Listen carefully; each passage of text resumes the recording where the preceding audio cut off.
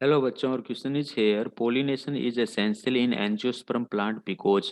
देखिए, सबसे पहले बात तो हम बात करें पोलिनेशन होता क्या है। पोलिनेशन होता है ये जो हमारा पोलन ग्रेन है, इसका क्या होना है, इसका ट्रांसफर होना है। कहाँ पर ट्रांसफर होना है?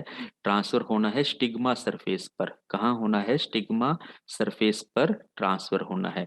ये क्यों होना है? क्योंकि ये दोनों के दोनों, हम चाहे यहाँ पर बात कर ले पोलन ग्रेन की बात कर लें, जो कि हमारा क्या है, नॉन मोटाइल है। और इवन हमारा जो क्या कहते हैं फीमेल गैमेटोफाइट है, वो भी हमारा क्या है, नॉन मोटाइल है। सीधे सीधे शब्दों में कहें, मेल एंड फीमेल गैमेट हमारे दोनों नॉन मोटाइल होते हैं। इसलिए इन दोनों के fusion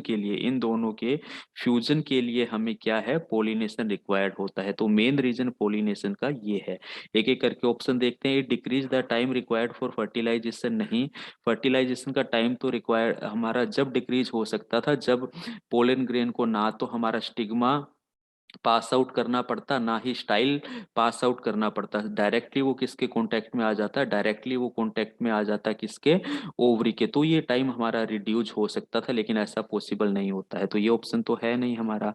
both of the male and female gamete are non motile and they need to brought together for fertilization. Yes, ये हमारा राइट आंसर हो सकता है। और यही हमारा रीजन है पोलिनेशन रिक्वायर्ड का। Egg cell in embryo sac is located at the micropyle end. जरूरी नहीं है एक्सेल हमारा माइक्रोपाइल एंड की तरफ है तो पोलिनेशन होगा, नहीं तो नहीं। क्योंकि एक्सेल अगर हमारा माइक्रोपाइल एंड की तरफ है तो भी वो हमारे पास में नॉन मोटाइल कंडीशंस के अंदर है। हमारा जो फीमेल गैमीट है, इस कंडीशंस के अंदर भी हमारे को पोलिनेशन तो रिक्वायर्ड होगा। एम्ब्रियोसेक 7 हैप्लोइड सेल्स रखता है। इसके पास में 7 हैप्लोइड सेल्स है और 8 इसके पास में न्यूक्लिएटेड भी होती है, 8 न्यूक्लियाई भी होती है। लेकिन ये रीजन नहीं है कि इसके लिए पोलिनेशन रिक्वायर्ड हो। तो ये भी ऑप्शन हमारा गलत है। तो जस्टिफाई होता है हमारा ऑप्शन बी, जो कि बिल्कुल सही है। Okay, thank you.